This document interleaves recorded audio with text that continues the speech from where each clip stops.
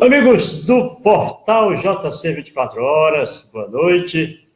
8 horas 30 minutos. Nós estamos aqui com o Dr. Justino Moreira. Ele é diretor técnico do Hospital Regional Tibério Nunes. Nós agradecemos, em primeiro lugar, a presença do Dr. Justino, porque nós queremos saber como está o nosso querido Hospital Tibério Nunes, um hospital que é gigante,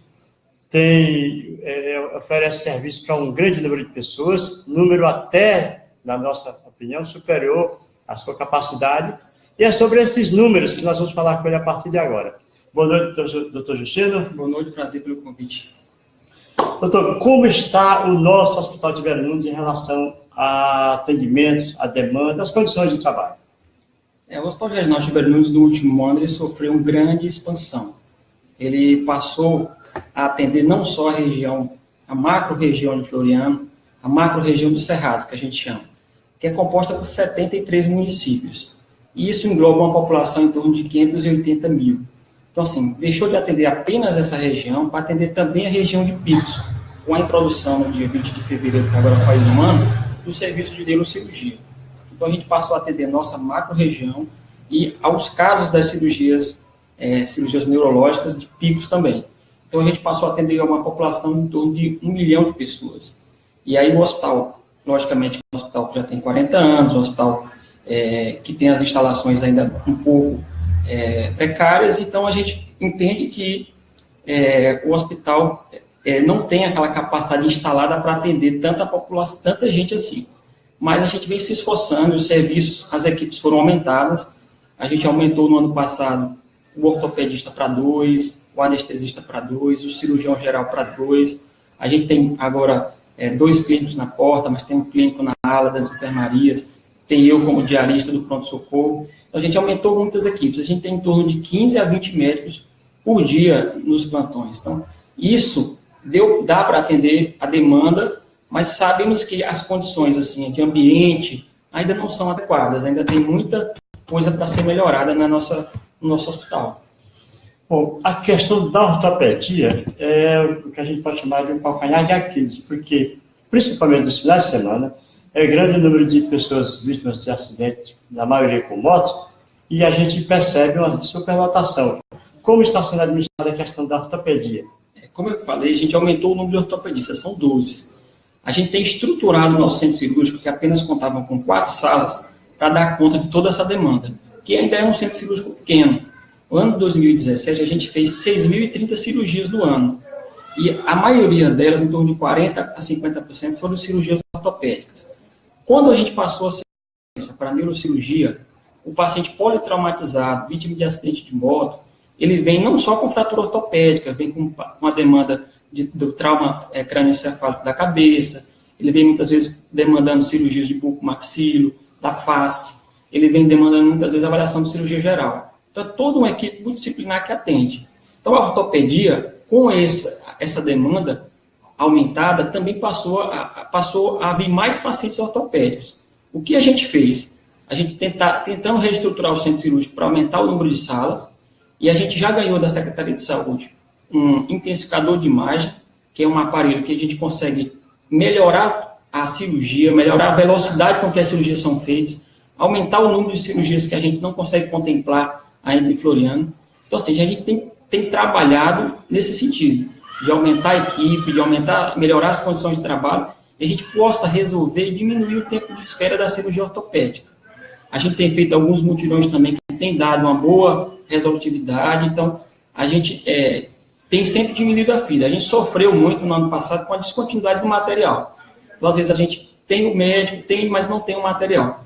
Isso a gente conseguiu agora sanar as dívidas com as empresas que nos fornecem o material, e a gente conta agora que elas nos estejam fornecendo material de forma contínua, que não haja essa descontinuidade, que a gente possa estar atendendo o paciente e fazendo a cirurgia de forma mais rápida possível, que é melhor tanto para o paciente, para diminuir sequelas, diminuir comorbidade dos pacientes, como também para diminuir o custo. Como o paciente demora muito tempo, logicamente que aumenta todo o custo do hospital. Doutor, houve uma passagem aí de comando, vamos usar o termo militar, na administração. Saiu o diretor Anselmo e está ainda tomando posse, está na fase de transição, o doutor Edmar é enfermeiro. O Anselmo, quando saiu, inclusive concedeu entrevista para a gente, falando das inúmeras dificuldades, inclusive falando de débitos enormes, né? Vamos saber a observação que a pessoa tem aqui. Vamos já começar a ver aí as mensagens das pessoas, né? Bom, com relação à questão financeira, os números, as cifras do Hospital Tibério Nunes. E após a saída dele, a nova administração já começou a desafogar alguns débitos. Foi uma questão de coincidência de data a vinda dessas verbas, ou, na verdade, estava havendo um entrave na administração anterior? Os recursos do Hospital Tibério Nunes, com essa crescente demanda, logicamente que eles não aumentaram na mesma proporção. Então, assim, a gente tem uma dificuldade muito grande de manter esse serviço. A gente tem contato com a ajuda da Secretaria de Saúde do Estado, que é quem vem bancando a maioria, porque nossos serviços ainda não estão habilitados. Os serviços ainda não estão... Essa habilitação nos dá um crédito a mais, um plus nas contas, para que a gente possa estar mantendo esse serviço. A gente fala da neurocirurgia, que foi o serviço primeiro que a gente abriu, mas a gente abriu CPN, que é o Centro de Parto Normal, a gente abriu TI neonatal, a gente abriu uma série de serviços, a gente introduziu cirurgia pediátrica, uma série de serviços que a gente dobrou as equipes, tudo isso aumentou muito. Assim, o que tem que se fazer? O secretário de Saúde já levou essa demanda para as comissões interestaduais e já foi aprovado no momento do custeio do hospital, em torno de R$500 mil. E isso vai melhorar o nosso custeio. Então, o novo diretor chegou com uma proposta de diminuir os custos, de tentar estar melhorando isso, melhorando essa relação do custo com a receita do que a gente recebe com nossos custos. Então, a gente está tentando adequar isso, mas o hospital ainda possui uma dívida importante. O novo diretor, com a ajuda da Secretaria de Saúde, conseguiu pagar os fornecedores mais urgentes, os que estavam travando o hospital, e a gente conseguiu crédito suficiente para desbloquear e a gente dar celeridade às cirurgias e os atendimentos. O que o hospital está arrecadando em relação ao que está gastando? A diferença é enorme? A diferença gira em torno de R$500 a R$1 milhão por mês. E esse déficit, como é que está sendo administrado? Sempre com a ajuda do Tesouro do Estado. A Secretaria sempre vem calçando isso, até a gente conseguir habilitar os serviços e melhorar nossa renda. Aquela mudança, as pessoas têm nos perguntado, o portão, o que as pessoas têm nos passado é o seguinte, aquele portão, quem vai ficar, por exemplo, na expectativa de notícia de algum familiar e que não pode entrar porque tem um número limitado de acompanhantes, vai ficar praticamente ao relento. Ali é para aumentar a segurança dos funcionários ou o principal objetivo? Aquele portão já é a segunda vez que ele é fechado. A ideia é sempre a gente estar melhorando o fluxo dos pacientes. O que acontece? O paciente e o acompanhante, eles têm direito a entrar apenas com um acompanhante. Porque muitas vezes um paciente vem com 3, 4 acompanhantes e acaba tumultuando. Como a nossa estrutura, a nossa capacidade instalada é pequena, aqueles corredores ficam cheios, muitas vezes de acompanhantes. Isso dificulta o trabalho da enfermagem, dos médicos. Então, a ideia é tentar melhorar o fluxo, diminuir aquele número de pessoas acumuladas ali, para que a gente possa trabalhar direito. Assim.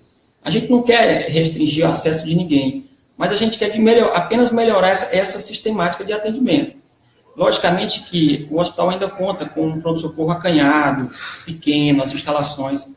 A nova direção vem com a proposta também de dar uma melhorada, colocar novas cadeiras, melhorar a ambiência. Já compraram 2 computadores para a gente colocar nos consultórios médicos, colocar um painel lá fora para que possa estar sendo as pessoas classificadas, elas já são classificadas para a classificação de risco, e serem chamadas de acordo com a classificação de risco.